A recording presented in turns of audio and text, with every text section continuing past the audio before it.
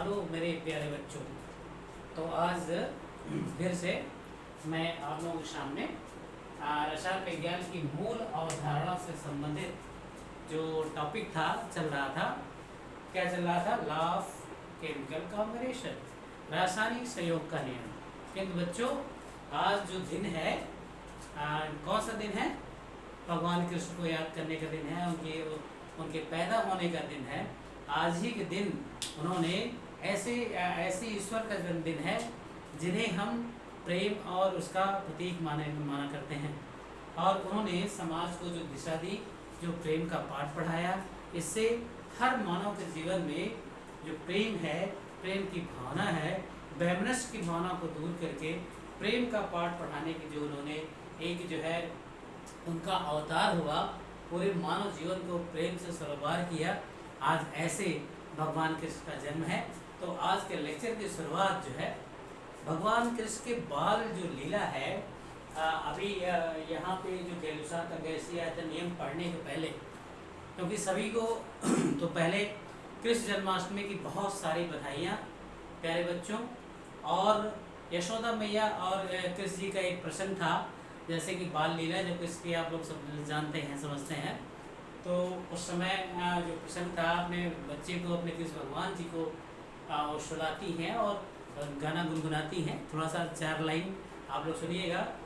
जू जू जू जू जू जू जू जू जू जू जू यशोदा कनंद लाला, ब्रिज का उजाला है, मेरे लाल से तो सारा जग जल मिला। जू जू जू जू जू जू जू जू जू जू जू। तो आइए भगवान का नाम लेते हुए, भगवान श्री कृष्ण का नाम लेते हुए लेक्चर की शुरुआत करते हैं। जैसा कि पहले लेक्चर में आपने पढ़ा था स्थिर अनुपात का नियम, लॉ ऑफ कांस्टेंट प्रोपोर्शन, और इसके बाद पढ़ा था गुणित अनुपात का नियम, जिसमें जो एक तत्व से संयुक्त होने वाले दूसरे तत्व की मात्राओं में एक निश्चित सरल गुणित अनुपात का संबंध होता है। This will be discussion in the previous lecture. इसके पहले के लेक्चरों में हम यहाँ पे ये सारी बातें पढ़ चुके थे कि स्थिर अनुपात का नियम क्या है, गुणित अनुपात का नियम क्या है। और आज बच्चों आप पढ़ेंगे गैलुसाफ की गैसीय आयतन का नियम।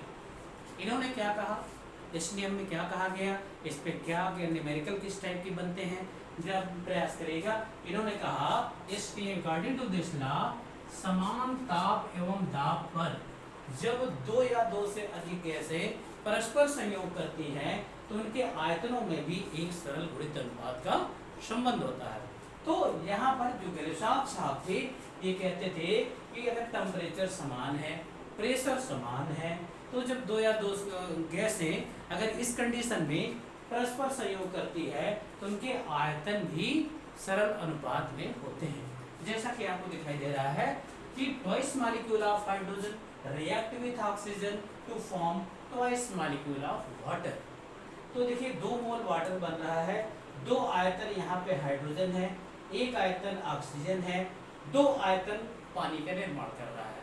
तो आप देख रहे हैं, अगर अकॉर्डिंग टू वॉल्यूम ले लें, या कह लीजिए 2 लीटर हाइड्रोजन, 1 लीटर ऑक्सीजन, ये दोनों मिलकर के 2 लीटर पानी का निर्माण कर रहे हैं। तो आप देख रहे हैं कि 2:1:2 इस तरह का इनके आयतनों में भी एक सरल अनुपात दिखाई दे रहा है। आप यहाँ देख रहे हैं नाइट्रोजन गैस और हाइड्रोजन गैस रिएक्ट कर रही हैं और ट्वाइस मॉलिक्यूल ऑफ अमोनिया बन रहा है। इसका मतलब 1 आयतन नाइट्रोजन, 3 आयतन वॉल्यूम हाइड्रोजन, अगर ये मिले तो कितने आयतन अमोनिया का निर्माण करेंगे? 2 आयतन अमोनिया का निर्माण करेंगे। तो यहाँ पे आप रेशियो देख रहे हैं 1:3:2। तो ये जो गैलुसाफ साहब ने कहा, जो इनके आयतन में संबंध होते हैं, इस तरह से होते हैं, इनमें एक सरल अनुपात होता है। जैसा कि बच्चों, यदि आप एग्जाम्पल न्यूमेरिकल देखिए किस तरह से पूछता है, और ये भी IRT पॉलिटेक्निक का ही पार्ट होता है। जैसे क्वेश्चन है, सपोज दैट कि यहाँ पे जैसे NTP पर अगर यदि आपको 10 लीटर अमोनिया बनाने के लिए 10 लीटर अमोनिया बनाने के लिए अमोनिया बनाने के लिए अमोनिया बनाने के लिए कितने लीटर हाइड्रोजन गैस की आवश्यकता होगी? कितने लीटर हाइड्रोजन गैस की आवश्यकता होगी? क्वेश्चन को ध्यान से पढ़िएगा। यहाँ पे रिएक्शन आपको बनानी पड़ेगी। आपको 10 लीटर अमोनिया बनाना है और गैलिसाफ की गैसीय आयतन नियम के अनुसार NTP पर, अब यहाँ पे मैं इसका सॉल्यूशन ऊपर लिख रहा हूँ बच्चों। देखिए आपका रिएक्शन क्या है, N2 + 3H2 change to twice molecule of ammonia. कहने का मतलब अगर 1 लीटर सोचिए नाइट्रोजन गैस होगी और तो 3 लीटर हाइड्रोजन गैस आवश्यकता होगी तो 2 लीटर अमोनिया बनेगी। जो रेशियो है हमारा, अगर हम इसको वॉल्यूम में मान लें, यहाँ पर 1 अंडरस्टूड है, 1 litre nitrogen gas 3 litre hydrogen gas से रिएक्ट करके 2 लीटर अमोनिया गैस बना रही है। और हमारा क्वेश्चन क्या है, NTP पर 10 लीटर अमोनिया बनाने के लिए कितने लीटर हाइड्रोजन गैस की आवश्यकता होगी? अब आप समझिए कि यहाँ पर अगर हम बात करें नाइट्रोजन की तो 2 लीटर की अमोनिया, देखिए हमारा संबंध किस में देखना है हमको, अमोनिया का हाइड्रोजन, यहाँ नाइट्रोजन से मतलब अभी यहाँ पर खत्म हो गया। आपको संबंध किससे निकालना है, 10 लीटर अमोनिया बनाने के लिए कितने लीटर हाइड्रोजन गैस की आवश्यकता होगी।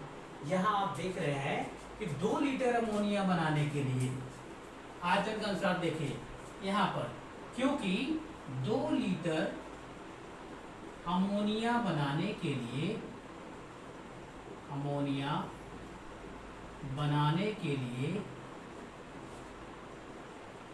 प्रयुक्त हाइड्रोजन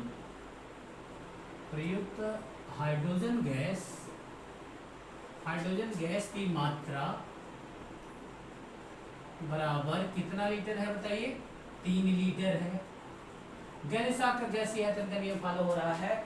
आप देख रहे हैं कि 1:3:2। कहने का मतलब अगर हम 1 लीटर नाइट्रोजन गैस के 3 लीटर हाइड्रोजन गैस से क्रिया कराएं तो 2 लीटर अमोनिया बन रहा है। अमोनिया के बनने में हाइड्रोजन का रोल क्या है कि 3 लीटर हाइड्रोजन गैस से 2 लीटर अमोनिया बन रही है। तो 2 लीटर अमोनिया गैस बनाने के लिए 3 लीटर हाइड्रोजन गैस की आवश्यकता है। तो हमारा सवाल क्या था, 10 लीटर अमोनिया बनाने के लिए कितने लीटर हाइड्रोजन की आवश्यकता होगी। आप समझ सकते हैं जब 2 लीटर बनाने के लिए 3 लीटर की आवश्यकता है तो क्या हो गया बताइए, 3/2 × 5। बताइए 2 लीटर बनाने के लिए कितने लीटर हाइड्रोजन की मात्रा लगी, 3 लीटर। तो 10 लीटर बनाने के लिए कितनी मात्रा लगेगी, जस्ट सिंपल सवाल, 3/2 गुणे यहाँ पर 5 की जगह बच्चों क्या होगा, 10 होगा। अब देखिए 2 पंजे 10 और 5 तिहाई कितना हो गया, 15 लीटर। इसका मतलब हमारा आंसर क्या है, कितना लीटर हाइड्रोजन गैस, अगर 10 लीटर अमोनिया चाहिए तो गैलिसाफ का जो सरल अनुपात का गैसीय आयतन का नियम है कि जो यहाँ पर रेशियो है, हमने आपको बताया कि 1 लीटर यदि नाइट्रोजन गैस ले ले, 3 लीटर हाइड्रोजन ले ले, तब 2 लीटर अमोनिया बनेगी। यहाँ देखिए रिलेशन किसकी बात कह रहा था कि यदि हमको अमोनिया का 10 लीटर बनाना हो तो कितने लीटर हाइड्रोजन की आवश्यकता होगी। तो बताइए 2 लीटर अमोनिया बनाने के लिए 3 लीटर हाइड्रोजन की आवश्यकता है। तो सिंपल सी बात है, 10 लीटर बनाने के लिए कितना वॉल्यूम चाहिए, तो 15 लीटर हमको किसकी आवश्यकता पड़ेगी, हाइड्रोजन की आवश्यकता पड़ेगी।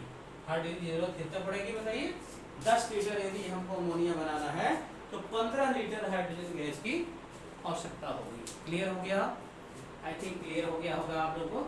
यहाँ पर गैस अगर हम कह देते, अच्छा हमको 50 लीटर अमोनिया बनाना है, 50 लीटर अमोनिया बनाना है और कितना नाइट्रोजन गैस की आवश्यकता होगी, तो बताइए फिर कैसे आप सवाल लगाते हैं। कोई 2 लीटर अमोनिया बनाने के लिए 1 लीटर नाइट्रोजन की आवश्यकता है तो 50 लीटर अमोनिया बनाने के लिए कितने लीटर हो जाएगा? 1/2 गुणे 50। तो बताइए कितना आवश्यकता होती है? बताइए 25 लीटर की आवश्यकता हो जाती। तो इन सवालों में से किसी से भी रिलेशन आप बना सकते हैं। जैसे आपने देखिए हाइड्रोजन और अमोनिया में संबंधित सवाल दिया था कि 10 लीटर अमोनिया बनाना है तो कितना हाइड्रोजन लगेगा, और ऐसे ही कह रहा है कि 50 लीटर अगर अमोनिया बनाना हो तो कितना नाइट्रोजन की जरूरत है। आप यहाँ देखिए 1:2 कर, अगर ये 1 लीटर है तो ये 2 लीटर बना, है ना, रिएक्शन के अकॉर्डिंग। और यदि यहाँ ये 50 लीटर बनाना हो, इसका मतलब इसका आधा लगेगा, 25 लीटर लगेगा। जस्ट सिंपल सवाल। एक सवाल बच्चों और देखिए, आई थिंक उतार लिया होगा आप लोगों ने। एक सवाल और है, जैसे सपोज दैट एक रिएक्शन है, क्वेश्चन है calcium carbonate change to calcium oxide plus carbon dioxide. ये देखिए इस सवाल में क्या है, एक रिएक्शन दिया हुआ है जिसमें कैल्शियम कार्बोनेट हम हीट कर रहे हैं और बिना बुझा चूना प्राप्त हो रहा है, कार्बन डाइऑक्साइड गैस निकल रही है। अब देखिए अब सवाल क्या है कि 100 ग्राम कैल्शियम कार्बोनेट से 100 ग्राम कैल्शियम कार्बोनेट से बताइए कितना बिना बुझा चूना प्राप्त होता है? तो 56 ग्राम। देखिए 56 ग्राम बिना बुझा चूना प्राप्त होता है। तो बताइए सवाल क्वेश्चन क्या है कि 40 ग्राम कैल्शियम जो ऑक्साइड है, तो 40 ग्राम CaO प्राप्त करने के लिए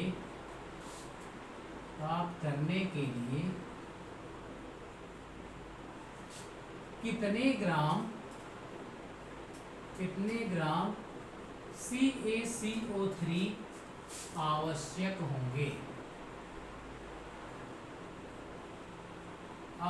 होंगे? सवाल ध्यान से समझिएगा। स्टोइकियोमेट्री कहती है, रिएक्शन कहता है कि यहाँ पर इसकी मात्रा देखिए, कैल्शियम का परमाणु भार होता है 40, कार्बन का होता है 12 और 16 तिया क्या है 48। अगर आप जोड़ेंगे तो ये आएगा 100 आएगा, और इसकी इस मात्रा को ग्राम में कन्वर्ट कर दीजिए कि 100 ग्राम कैल्शियम कार्बोनेट है तो इससे कितना, सवाल में दिया भी है कैल्शियम का 40 1 16, 40 16 कितना ग्राम हो गया 56, और यहाँ देखिए 12 16 3 32, 32 12 44 ग्राम। अब यहाँ देखिए इस तरह से कई क्वेश्चन पूछ सकते हैं कि बताइए जब 100 ग्राम कैल्शियम कार्बोनेट से 56 ग्राम बिना बुझा चूना प्राप्त हो रहा है, अब आपको करना क्या है कि हमको ये जो बिना बुझा चूना है केवल 40 ग्राम प्राप्त करना है, तो कैल्शियम कार्बोनेट के कितने अमाउंट की आवश्यकता होगी, ये क्वेश्चन है बच्चों हमारा। तो बताइए तो क्या होगा, बताइए सिंपल, 56 ग्राम CaO प्राप्त होता है कितने ग्राम, 100 ग्राम कैल्शियम कार्बोनेट से। आप देखिए सिंपल जो जितने से प्राप्त हो रहा है, क्योंकि हमको किसकी मात्रा निकालनी, कितने ग्राम कैल्शियम कार्बोनेट हमको प्राप्त होगा। तो आप देख रहे हैं कि 56 ग्राम कैल्शियम कार्बोनेट ये कैसे मिला, फिर से समझ लीजिए। इसका जो परमाणु भार है तत्वों के, कैल्शियम का कितना है 40, इसका कितना है 16, 40 और 16 कितना हो 56, और इसका बताइए मोलर मास टोटल कितना हो कैल्शियम कार्बोनेट का 40 12 48, ये जोड़ेंगे तो कितना आएगा 100 ग्राम। तो 100 ग्राम कैल्शियम कार्बोनेट 56 ग्राम जो कैल्शियम ऑक्साइड है इसी को बिना बुझा चूना कहते हैं। अगर 56 ग्राम हमारा कैल्शियम ऑक्साइड है, कितने ग्राम से प्राप्त हो रहा है 100 ग्राम से, तो 40 ग्राम कितने से प्राप्त होगा, यही हमारा सवाल। ये सॉल्व कर ले तो हो जाएगा। जस्ट एक ही नियम की तरह इसमें रूल फॉलो होता है, इसलिए 40 ग्राम कैल्शियम का ऑक्साइड कितने ग्राम से प्राप्त होगा, बताइए कैसे कार्बोनेट से, 100 बटे 56 इंटू 40। तो बताइए 4 से काट दीजिए, 4 से कट जाता है, 4 दाम 40, 4 एकदम 4 1 5 और 4 चौक 16, और फिर देखिए 2 सते 14 2 पंजे 10, 500 बटे 7, इसको जरा भाग दीजिए, देखिए कितना आ गया 7 सत्ता 49, 1 50, 7 का 9 7, 3 10, 7 चौक 28, 2। अब इतना अप्रॉक्स मान लीजिए कि कितने ग्राम की जरूरत होगी कैल्शियम कार्बोनेट का। आंसर हमारा क्या आया 78.4 ग्राम कैल्शियम कार्बोनेट की आवश्यकता होगी। तो इस तरह के सवाल जो है बच्चों IIT पॉलिटेक्निक में बहुत पूछे जाते हैं कि कितना ग्राम। आपका सवाल क्या था कि 100 ग्राम हमारा कैल्शियम कार्बोनेट है, उससे हमारा देख रहे हैं आप 40 16 56 ग्राम बिना बुझा चूना प्राप्त हो रहा है। तो 40 ग्राम हमको केवल बिना बुझा चूना प्राप्त करना है, तो कितने ग्राम कैल्शियम कार्बोनेट की आवश्यकता होगी। तो सीधी सी बात है कि जब 56 ग्राम इतने से प्राप्त हो रहा है तो 40 ग्राम कितने से प्राप्त होगा, आपने निकाल लिया 71.4 ग्राम कैल्शियम कार्बोनेट की क्या होगी आवश्यकता होगी। 71.42 आएगा तो डेसिमल के 2 स्थान तक, लेकिन आप इतना भी लिख देते हैं तो भी चल जाएगा। 71.4 ग्राम कैल्शियम कार्बोनेट आवश्यक है। अब देखिए जैसे एक सवाल और इसमें सॉल्व कराते हैं, और ये सब IIT पॉलिटेक्निक के पार्ट है और ये बहुत पूछे जाते हैं। जैसे एक क्वेश्चन देता हूं मैं, ट्वाइस KClO3 पोटेशियम क्लोराइड को जब हमने हीट किया, twice molecule of potassium chloride plus thrice molecule of oxygen gas मिल गई। देख रहे हैं रिएक्शन यही होगा 3 और 2 3 6 2 KCl बना और 3O2 ऑक्सीजन गैस प्राप्त हो रही है। इसका मतलब अब जैसे यहाँ देखिए 2 आयतन ये है, 2 आयतन ये है, और यहाँ पर कितना आयतन प्राप्त हो रहा है ऑक्सीजन गैस, 3 आयतन यहाँ पर मिल रहा है। अब देखिए चाहे तो इसमें संबंध पूछ ले या इसमें इससे संबंध पूछ ले कि हमको एनटीपी पर 30 लीटर ऑक्सीजन गैस चाहिए। उसके लिए पोटेशियम क्लोराइड के कितनी मात्रा आवश्यक हो। क्वेश्चन नोट करिए 30 एनटीपी पर, एनटीपी का मतलब बच्चों जानते हो नॉर्मल टेम्परेचर एंड प्रेशर, सामान्य ताप और दाब। जैसे आपके गैसीय आयतन में भी कहा गया ताप और दाब क्या होना चाहिए, कांस्टेंट होना चाहिए, नियत होना चाहिए। तो बताइए एनटीपी पर 30 लीटर ऑक्सीजन प्राप्त करने के लिए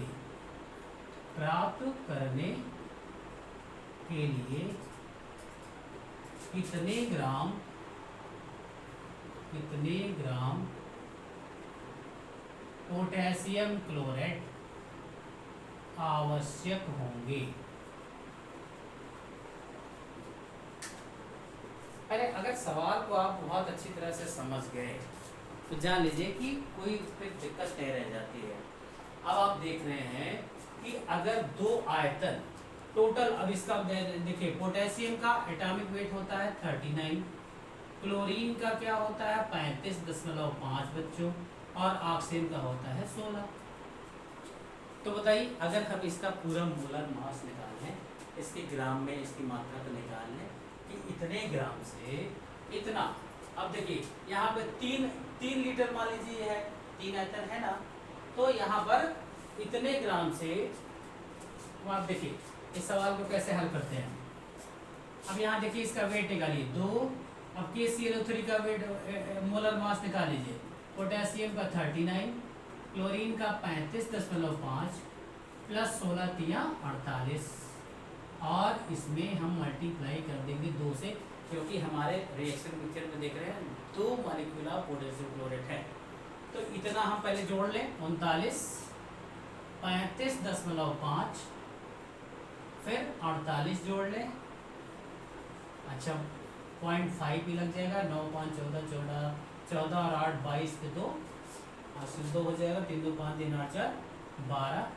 अब आप देख रहे हैं कि 122.5 और ये हुआ 122.5 गुणे 2, तो बताइए हो जाएगा ये 2 5 10 0 से 2 2 4 1 5 और 2 2 4 2 1 2 245। देख रहे हैं बच्चों पोटेशियम क्लोराइड का टोटल वेट जो है आयतन के अनुसार, 2 आयतन क्योंकि है, 2 आयतन से ही हमारा ये 3 आयतन हमको मिला हुआ है। इसका मतलब 245 ग्राम पोटेशियम क्लोराइड को जब हम हीट करेंगे तो हमारा कितना लीटर मिल रहा है आयतन अनुसार, इसको हमने लीटर में माना है, 3 लीटर हमारा जो है ऑक्सीजन गैस मिल रही है। और बताइए तो हमको कितने लीटर, अब बताइए 30 लीटर अगर ये हमको प्राप्त करना है तो इसका 10 गुना अमाउंट लगेगा, सीधी सी बात है। 3 लीटर हमको मिल रहा है कितने अमाउंट से बताइए, 245 ग्राम पोटेशियम क्लोराइड से। तो यदि हमको 30 लीटर निकालना हो इसका मतलब है क्या हो जाएगा फिर बताइए, इसमें 10 से हमको क्या कर देंगे, मल्टीप्लाई कर देंगे। अब बताइए यहाँ पर क्योंकि 3 लीटर ऑक्सीजन प्राप्त होती है 245 ग्राम KClO3 से, देख रहे हैं बच्चों। इसलिए सवाल हमारा क्या कहता है, हमने क्या बोला है कि हमको 30 लीटर ऑक्सीजन एनटीपी पर चाहिए। तो बताइए तो 30 लीटर एनटीपी पर प्राप्त करने के लिए बताइए क्या हो जाएगा, 245 बटे 3 गुणे 30, ये देखिए 10 गुना हो गया और आंसर आ गया 2450 ग्राम। यही पोटेशियम क्लोराइड की मात्रा होगी जो, अब बताइए गैल्सा, यहाँ पर आयतनों में सरल अनुपात का संबंध है 2:2:3। अगर यही कहता बच्चों कि बताइए कि पोटेशियम क्लोराइड की कितने ग्राम, अगर ये इसका दे देता कि इतने ग्राम पोटेशियम क्लोराइड आपको इस रिएक्शन से प्राप्त करना है, तो वही एक नियम के सवाल आप निकाल लेते कि 10 ग्राम या 20 ग्राम पोटेशियम क्लोराइड प्राप्त हो रहा है इतने ग्राम से, या आप कह सकते हैं कि यहाँ पे 2 ग्राम, देखिए अगर इसकी ग्राम में मात्रा निकालेंगे, या आप कह लीजिए यहाँ पे 3 आयतन है, ये 2 लीटर पोटेशियम क्लोराइड, इसका क्योंकि सॉलिड है जिसकी मात्रा ग्राम में लेंगे, 2 ग्राम पोटेशियम क्लोराइड आपका कितने ग्राम से प्राप्त हो रहा है बताइए, 245 ग्राम से। तो इसलिए इसका अमाउंट जितना आपको प्राप्त करना है उससे ये एक संबंध निकल आता है। इस नियम को किस नियम से जानते हैं, गैलू-शार्प के गैसीय आयतन का नियम। बच्चों आई थिंक आपको समझ में बात मेरी आ रही होगी। गैलू-शार्प का गैसीय आयतन नियम का मतलब है कोई भी अगर मान लीजिए अगर हम कह दें H2 plus half O2 change to H2O, इस रिएक्शन मिक्सचर में अगर हम कह दें कि बताइए हमको पानी का 20 लीटर बनाने के लिए ऑक्सीजन गैस की कितने लीटर की आवश्यकता होगी, तो आई थिंक अब आप निकाल लेंगे। देखिए यहाँ पर एक अंडरस्टूड है, 1 लीटर पानी प्राप्त करने के लिए आधा लीटर ऑक्सीजन की आवश्यकता है, तो 20 लीटर पानी प्राप्त करने के लिए कितना 10 लीटर ऑक्सीजन की आवश्यकता होगी, सीधा सीधा संबंध आ गया। तो ये इस तरह से जो सवाल पूछे जाते हैं ये किस नियम पर आधारित होते हैं, गैलू-शार्प का गैसीय आयतन का नियम।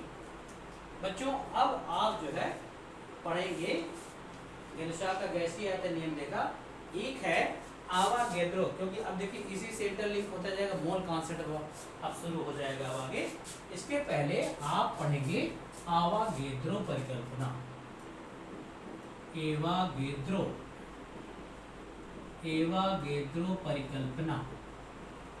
ये साहब कौन थे, क्या कहते थे, इसके बारे में आइए जानते हैं कि आवागेद्रो परिकल्पना क्या है। आवागेद्रो जो है इटली के एक वैज्ञानिक थे। कहाँ के वैज्ञानिक थे आवागेद्रो, पहली बात तो जान लीजिए इटली के वैज्ञानिक थे, है ना। और इनका पूरा नाम था अमादियो आवागेद्रो। इन्होंने एक हाइपोथेसिस दिया, एक परिकल्पना दिया, और ये इनकी परिकल्पना आई थी 1811 में। किस ईस्वी में इन्होंने दिया, 1811 में आवागेद्रो परिकल्पना दी। एक्चुअली आप नाम सुना होगा आवागेद्रो संख्या। अब देखिए आवागेद्रो परिकल्पना से ही आवागेद्रो, अब इसके बाद क्या आएगी, संख्या आएगी। और आवागेद्रो संख्या का मोल से बहुत गहरा संबंध है। मोल कॉन्सेप्ट जिसके नाम से आप जानते हैं, मोल कॉन्सेप्ट से बहुत सारे मैं सवाल आपको बताऊंगा, आप थोड़ा सा अध्ययन करें। लेकिन ये इनकी इसके पहले मोल कॉन्सेप्ट पढ़ने के पहले आवागेद्रो परिकल्पना के बारे में जानना जरूरी है। अब आवागेद्रो परिकल्पना हमारी कहती क्या है कि समान ताप व दाब पर, क्या कहती है, समान ताप एवं दाब पर प्रत्येक गैस के क्या कहती है, पहली बात कंडीशन क्या होना चाहिए, ताप और दाब क्या होना चाहिए, समान होना चाहिए। समान आयतन में, प्रत्येक गैस के समान आयतन में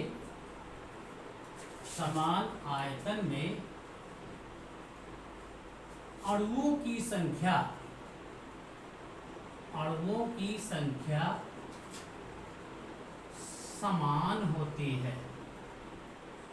समान होती है। ध्यान रखिएगा। अब यही से जन्म होता है, इन्हें क्या कहते हैं, समान ताप और दाब का मतलब होता है एनटीपी। क्या कहते हैं बच्चों, नॉर्मल टेम्परेचर एंड प्रेशर। समान ताप और दाब पर प्रत्येक गैस के समान आयतन में अणुओं की संख्या क्या होती है, समान होती है। अच्छा, एनटीपी पर जैसे देखिए यही से जन्म होता है कि एनटीपी पर 22.4 लीटर का जो गैस का वॉल्यूम होता है ना, या एनटीपी पर प्रत्येक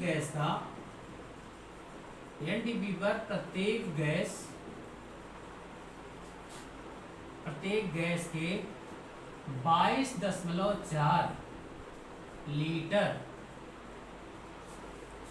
22.4 लीटर में, या 22.4 लीटर का क्या हो जाएगा, 22,400 मिली, 22,400 मिली में अणुओं की संख्या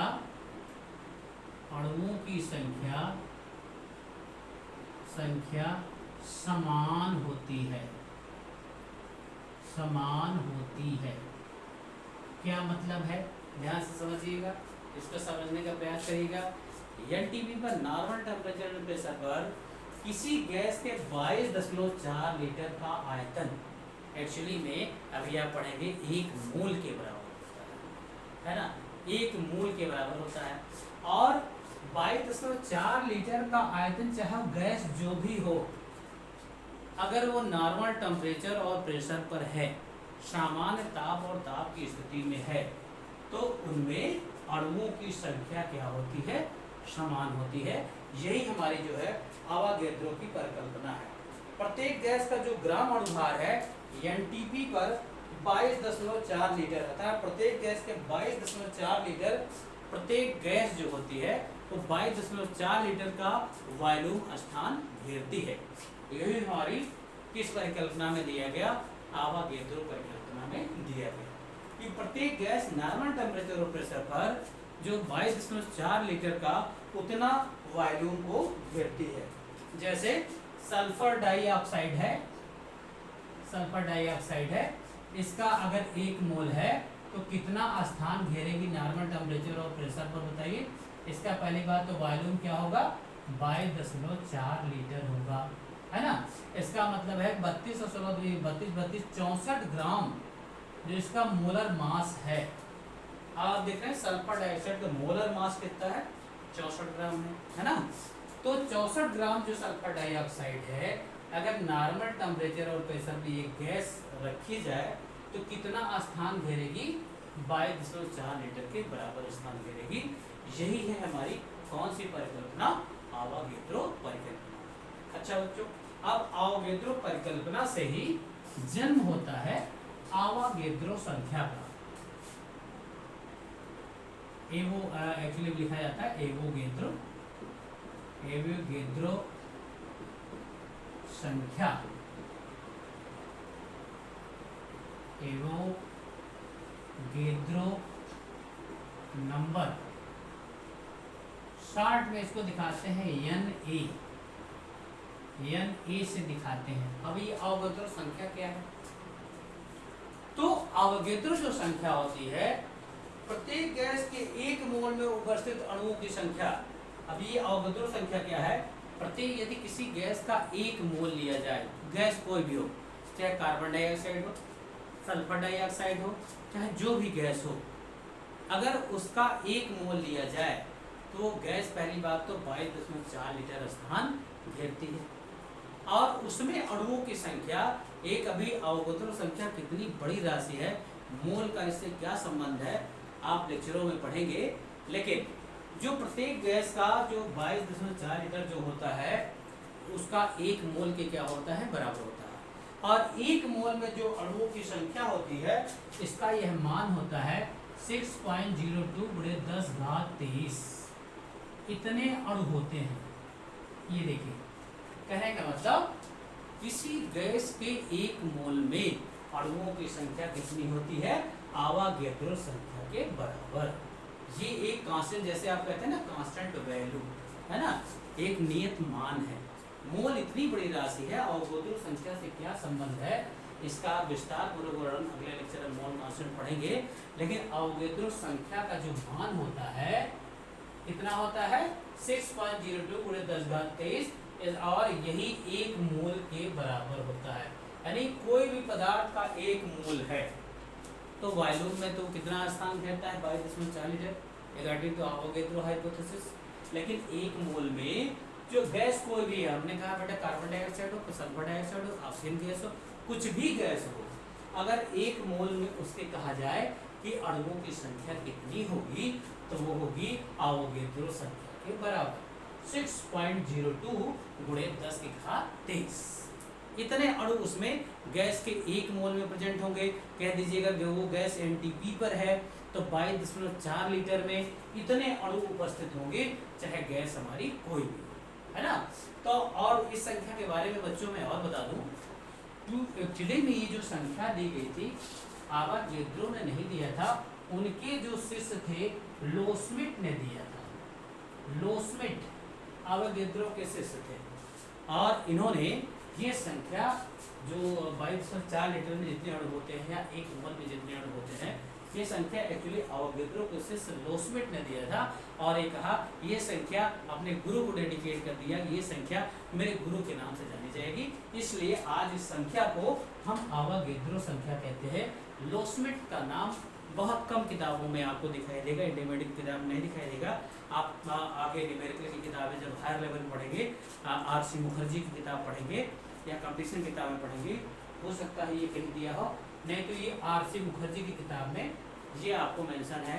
this number is previously known as Loschmidt number, now this number is also known as Avogadro number, जिसको हम किससे डिनोट करते हैं, Na से डिनोट करते हैं। तो लोस्मिट साहब ने अपने गुरु को, जैसे एक और मैं वाकया बताऊं बेटा, जैसे ब्राउनियन मूवमेंट का नाम सुना होगा, ब्राउनी गति। एक्चुअली रॉबर्ट ब्राउन को सम्मान देने के लिए पहले के जो शिष्य थे अपने गुरु से बहुत अटैच रहते थे और वो कहते थे कि जो मेन साइंटिस्ट होता था उस टीम का, उसके नाम से पेपर पब्लिश होता है। तो ऐसे ही जो रॉबर्ट ब्राउन के शिष्य थे जिगमॉन्डी, उन्होंने जो जिग जैग, जैसे अमीबा जिग जैग गति करता है, ऐसे टेढ़े मेढ़े गति करता है, सॉल जैसे बनता और बिगड़ता रहता है, आपने सुना होगा अमीबा की कोई निश्चित आकृति नहीं होती।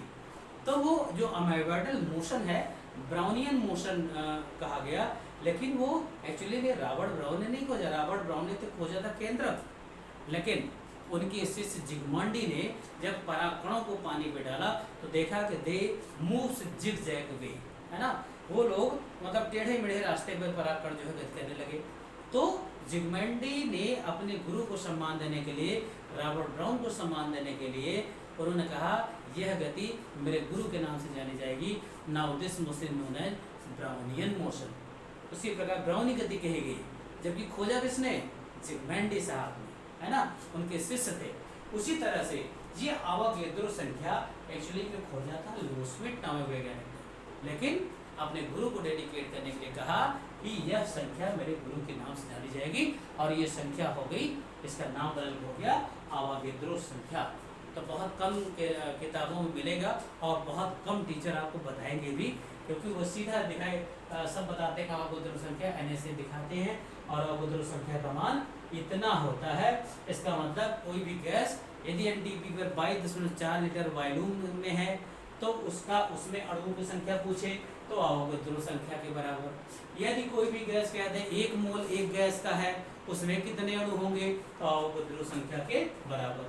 तो उसमें गैस के अणुओं की संख्या इसी आवागेद्रो संख्या के क्या होती है, बराबर होता है। अच्छा, किसी पदार्थ के एक अणु का भार, अब यहाँ देखिए फार्मूला देखिएगा, किसी पदार्थ के एक अणु का भार निकालना है। एक अणु का भार बराबर होता है पदार्थ का अणुभार, पदार्थ का अणुभार बटे आवागेद्रो संख्या, आवागेद्रो एवोगेद्रो, एवोगेद्रो संख्या। यानी कोई भी, जैसे कार्बन डाइऑक्साइड है या कोई भी अमोनिया है, अगर देख इसके एक अणु का भार बताइए, है ना, तो उसका सबसे पहले क्या लिखेंगे, अणुभार यानी molar mass mw molecular weight upon Na। एक फार्मूला हम ये बता रहे हैं। जैसे अगर हम कहते हैं कि कार्बन डाइऑक्साइड का CO2 के एक अणु का भार बताओ, एक अणु का क्या निकालना है, हमको भार निकालना है।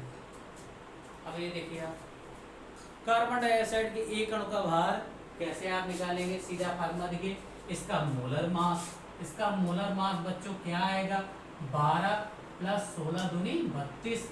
ये देखिए इसका मोलर मास आ गया 44। कार्बन डाइऑक्साइड का मोलर मास का मतलब मॉलिक्यूलर वेट का मतलब अणुभार। कार्बन डाइऑक्साइड एक अणु ना है, परमाणुओं से मिलके क्या बनता है, अणु बनता है। इस अणु में देखिए एक कार्बन है, 2 ऑक्सीजन है।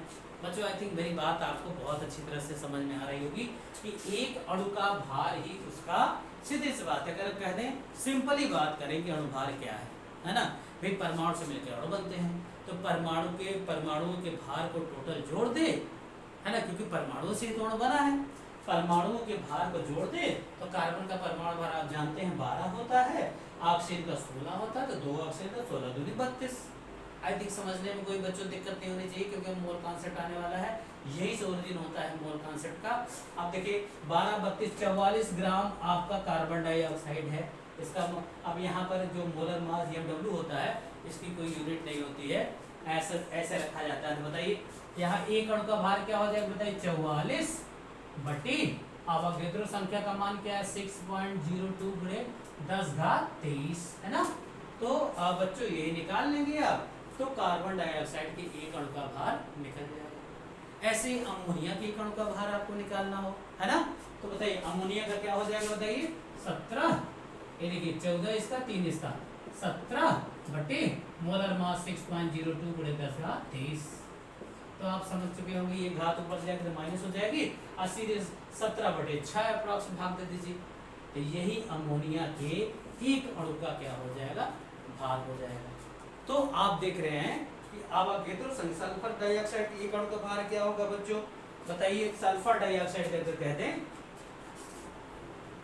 अगर हम कहते हैं SO2 के एक अणु का भार बताइए, तो बच्चों क्या फार्मूला यूज करने के लिए हमने कहा था, किसी भी गैस के या किसी भी मॉलिक्यूल के अणु के एक अणु का भार बराबर होता है उसका molecular weight upon Na। Na क्या है बच्चों, मैं पहले ही बता चुका हूँ, Avogadro number. A stand for Avogadro, N stand for number. तो आप समझ चुके होंगे कि सल्फर डाइऑक्साइड के सल्फर का देखिए परमाणु भार होता है 32। कुछ तत्वों का परमाणु भार आपको याद होना चाहिए 32। और ये देखिए 16 दूनी 32, तो 32 क्या हो गया 64। इसका सल्फर डाइऑक्साइड का मोलर मास कितना आ गया बच्चों 64 बटे आवागेद्रो संख्या का मान आप जान चुके हो 6.02 गुणे 10⁻23। तो आप समझ सकते हैं ये ऊपर चला जाएगा 64 इंटू 10⁻23 अपॉन 6.02 अप्रॉक्स। अब देखिए 6 दम्मा 60 और 6 पंजे 30 और 6 36, यानी 10 पॉइंट लगभग क्या आ जाएगा 10.6, है ना। तो 6 36, हाँ 6 समथिंग करके आएगा बच्चों 10.6 अप्रॉक्स राउंड फिगर ले लेता हूँ इंटू 10⁻23, है ना। तो ये एक अणु का भार इतना आप क्या हो जाएगा ग्राम में ये भार हो जाएगा। तो आप समझ सकते हैं कि 10.63 × 10⁻23 ग्राम हो जाएगा। तो अब 63 आ जाएगा मान लीजिए। तो इतना आप बताइए किसी भी गैस का अब एक अणु का भार, अगर ये फार्मूला आपको मालूम है mW/Na, mW क्या है बच्चों? मॉलिक्यूलर वेट, है ना, जिसे मोलर मास भी कहते हैं, है ना। मॉलिक्यूलर वेट यानी अणु का भार। अणु का भार कैसे निकालते हैं? परमाणुओं के भार को जोड़कर। सल्फर का होता है 32 और ऑक्सीजन का हमने बताया 16 होता है, इसमें 2 ऑक्सीजन है तो 16 दूनी 32, है ना। तो बताइए 32 32 क्या हो गया बच्चों? 64। आप देख रहे हैं इस तरह से हम अणुभार निकालते हैं। और अणुभार में यदि हम अवोगाद्रो संख्या से भाग दे दें तो हमारे एक अणु का भार मिल जाता है। तो बच्चों आज आपने 3 कॉन्सेप्ट आपने पढ़े। एक तो आपने पढ़ा गैलुसाक के गैसीय आयतन का नियम, जो ये कहता था कि जब 2 या 2 से अधिक गैसें परस्पर संयुक्त होती हैं, जुड़ती हैं, तो उनके आयतनों में भी एक सरल अनुपात का संबंध होता है। ऐसा किसने कहा? गैलुसाक के गैसीय आयतन में कहा गया। फिर आपने पढ़ा अवोगाद्रो परिकल्पना। वो क्या था कि समान ताप और दाब पर किसी गैस के जो 22.4 लीटर का आयतन है उसमें अणुओं की संख्या क्या होती है? समान होती है। फिर आपने अवोगाद्रो संख्या के बारे में पढ़ा। ये एक ऐसी संख्या है जिसका नाम तो अवोगाद्रो संख्या है, लेकिन खोजा था इनके शिष्य लोस्मेट ने, है ना, और अपने गुरु को डेडिकेट करने के लिए कहा ये संख्या मेरे गुरु के नाम से जानी जाएगी। और ये संख्या कह रहे हैं अवोगाद्रो संख्या, और इस संख्या का मान भूलिएगा नहीं, 6.02 × 10⁻23। ये अवोगाद्रो संख्या Na का मान है।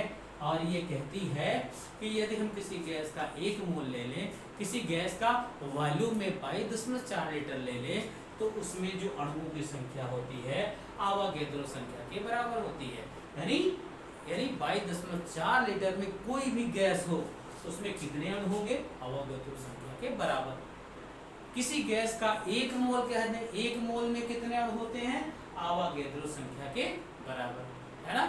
तो ये सारी चीजें, और इसमें अवोगाद्रो संख्या से एक आपने फार्मूला पढ़ा कि किसी भी गैस के एक अणु का यदि भार निकालना चाहें तो हम उसके अणुभार में अवोगाद्रो संख्या से कर दें भाग, है ना, तो एक अणु का भार आ जाएगा।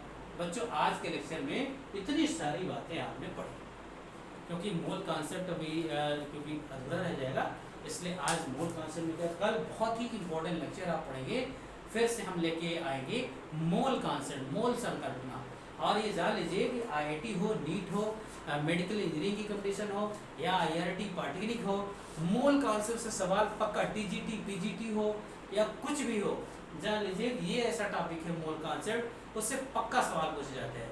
अब मोल क्या है, कितनी बड़ी राशि है ना, और उसका अवोगाद्रो संख्या से क्या संबंध है, आप पढ़ेंगे कल। Wait and watch. फिर मैं लेके प्रस्तुत होगा मोल कॉन्सेप्ट, और ये इस चैप्टर का लेक्चर नंबर 3 होगा।